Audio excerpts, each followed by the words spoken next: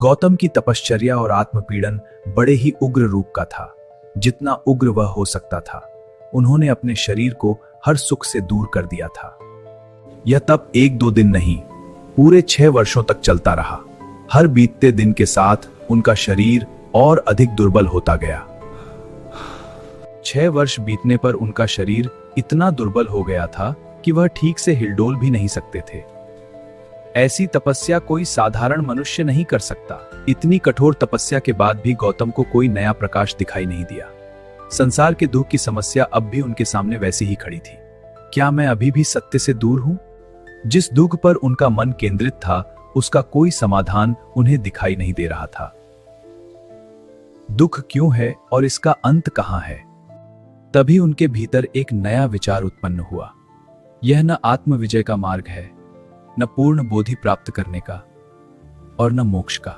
कुछ लोग संसार के सुख भोग के लिए कष्ट उठाते हैं और कुछ स्वर्ग पाने के लिए दुख सहते हैं, लेकिन सभी प्राणी आशाओं के चक्कर में फंसकर अपने उद्देश्य को प्राप्त नहीं कर पाते। मनुष्य सुख खोजता है, लेकिन उसी खोज में दुख के गड्ढे में गिर जाता है।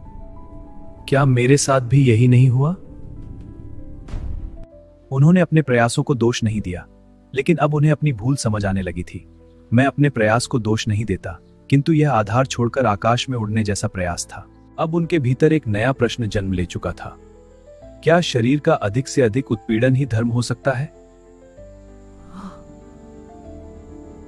गौतम समझ चुके थे कि शरीर केवल मन की प्रेरणा से कार्य करता है। मन चाहे तो शरीर का रूप जप जाता है। इसलिए केवल मन की साधना ही योग्य है। बिना विचार का शरीर तो एक पशु के समान है। गौतम ने सोचा, यदि केवल शरीर की बात होती तो शायद भोजन कम करने से ही पवित्रता आ जाती, लेकिन जो करता है वह मन है। यदि मन का शुद्ध नहीं तो यह सब किस काम का? जिसका शरीर दुर्बल हो चुका हो, जो भूख और प्यास से पीड़ित हो, जिसका मन थकावट से अशांत हो, ऐसा मनुष्य कभी नया ज्ञान प्राप्त नहीं कर सकता।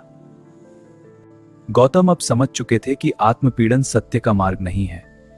ज्ञान पाने के लिए शरीर नहीं, मन का संतुलन आवश्यक है। गौतम तपस्या छोड़ रहे हैं, लेकिन वास्तव में वह तपस्या नहीं छोड़ रहे थे। वह अंधे अत्याचार को छोड़कर सत्य की ओर बढ़ रहे थे। 6 वर्षों की कठोर तपस्या के बाद गौतम ने जाना, सत्य न अत्यधिक सुख में है, न अत्यधिक दुख में। सत्य संतुलन में है। मन की शुद्धि ही सच्ची साधना है।